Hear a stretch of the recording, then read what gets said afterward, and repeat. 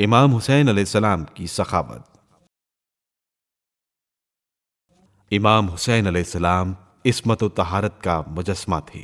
آپ علیہ السلام کی عبادت، آپ کی زہد، آپ کی سخاوت اور آپ کے کمال اخلاق کے دوست اور دشمن سبھی قائل تھے۔ آپ علیہ السلام میں سخاوت اور شجاعت کی صفت کو خود رسول اللہ صلی اللہ علیہ وآلہ وسلم نے بچپن میں ایسا نمایاں پایا کہ فرمایا، حسین میں میری سخاوت اور میری جرت ہے۔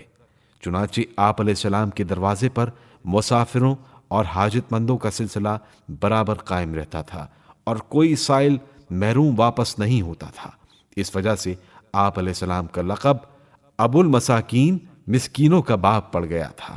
راتوں کو روٹیوں اور کھجوروں کے تھیلے اپنی پیٹھ پر اٹھا کر لے جاتے تھے اور غریب، محتاج، بیواؤں اور یتیم بچوں کو پہنچاتے تھے جن کے نشان پشت مبارک پر پڑ گئے تھے۔ حضرت امام حسین علیہ السلام ہمیشہ فرمایا کرتے تھے کہ جب کسی صاحب ضرورت نے تمہارے سامنے سوال کے لیے ہاتھ پھیلا دیا تو گویا اس نے اپنی عزت تمہارے ہاتھ بیچ ڈالی۔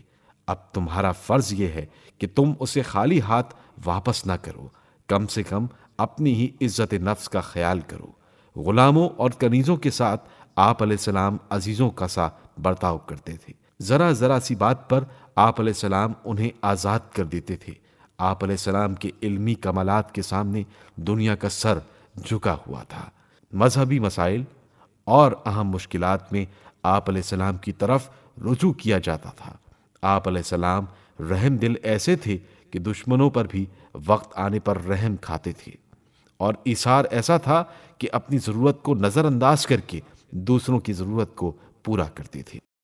امام حسین علیہ السلام کا رحم و کرم۔ انس ابن مالک صحابی رسول بیان کرتے ہیں کہ ایک مرتبہ امام حسین علیہ السلام کی خدمت میں بیٹھا تھا، اتنے میں ایک کنیز آئی اور اس نے ایک پھول بطور تحفہ آپ علیہ السلام کی خدمت میں پیش کیا۔ آپ علیہ السلام نے اسے سونگھا اور اس کنیز سے فرمایا، جا، میں نے تجھے آزاد کیا۔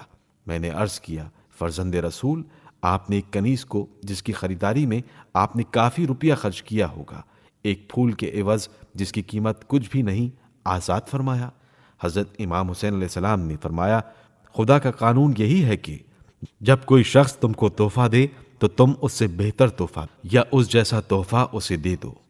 بس اس کنیز کے لیے آزادی سے بہتر کوئی تحفہ نہیں ہو سکتا تھا۔ انس یہ جواب سن کر حیران ہو گئے۔ ایک بار حضرت امام حسین علیہ السلام ایک کنیز پر خفا ہوئے، اس کی سزا کا حکم فرمایا۔ مزاج دان کنیز آگے بڑھی اور عرض کرنے لگی، اے مولا، خدا قرآن میں غصے کے ضبط کرنے والوں کی تعریف کرتا ہے۔ یہ سن کر حضرت امام حسین علیہ السلام نے فرمایا، اچھا، اس کو سزا نہ دی جائے۔ اس نے پھر عرض کیا، مولا، خدا کے نزدیک قصور معاف کرنا بہت اچھا ہے۔ حضرت امام حسین علیہ السلام نے فرمایا، جا، میں نے تجھے معاف کیا۔ کنیز نے کہا، خدا احسان کرنے والوں کو دوست رکھتا ہے۔ فرمایا، جا، میں نے تجھے راہ خدا میں آزاد کر دیا، اور جو کچھ تجھے ملا کرتا تھا آئندہ سے اس کا 2 چند ملا کرے گا۔ اسامہ ابن زید ایک مرتبہ سخت بیمار ہوئے۔ حضرت امام حسین علیہ السلام ان کی عیادت کو تشریف لے گئے۔ قریب پہنچے تو یہ کہتے ہوئے سنا، واہ غماں، واہ غماں، اف کتنا بڑا غم ہے۔